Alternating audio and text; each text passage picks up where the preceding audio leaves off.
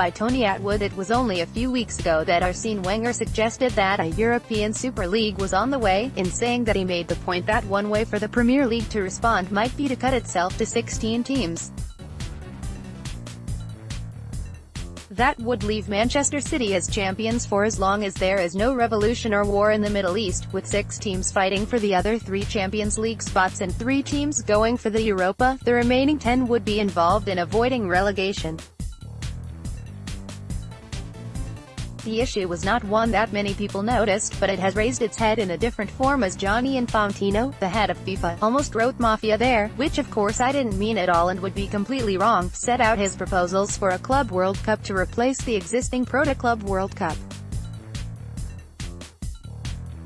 The driving force as always is money, as it is being said that FIFA was offered a $25 billion for a 12-year arrangement with a Japanese-led consortium which also includes investors from the Middle East. Just think of all that extra money floating around in small companies based in Switzerland and South America as people buy and sell the TV rights.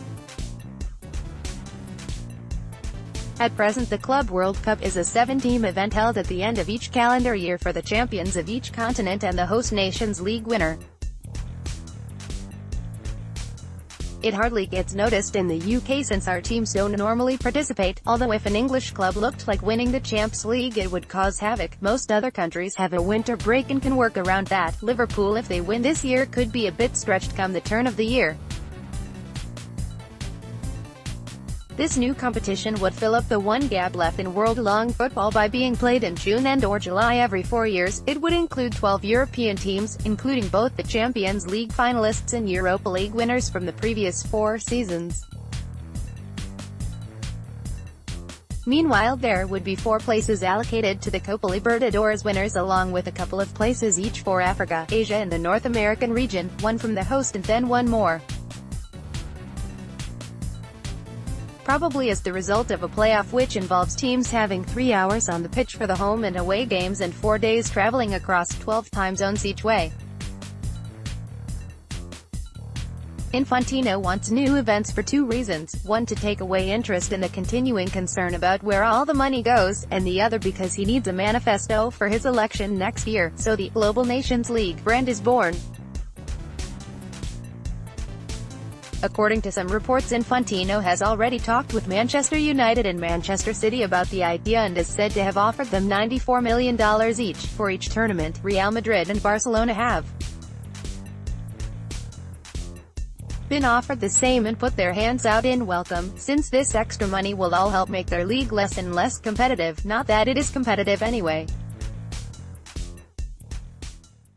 At first, Infantino tried to bully the FIFA Council into submission on the plan by saying there was just 2 months to make a decision. That time frame has passed without a decision because of a lot of objection from the clubs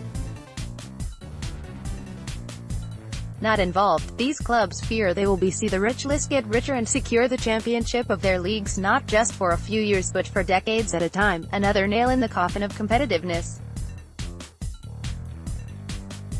Some clubs have even worried about the extra matches for their players, a rare moment of concern, but there is also talk of expanding the squads so that the big clubs can hoover up more players for themselves and rotate them. Richard Scudamore said he didn't like the plan but reckoned the deal was already done so he couldn't do much about it. That's what people get for giving everything to UEFA and FIFA and never fighting back. Only UEFA, now freed from the dominance of Infantino and his free-flowing cash, have stood up against the plan as their Football Strategy Council said that the members unanimously expressed serious reservations about the process, and in particular the hasty timing and lack of concrete information.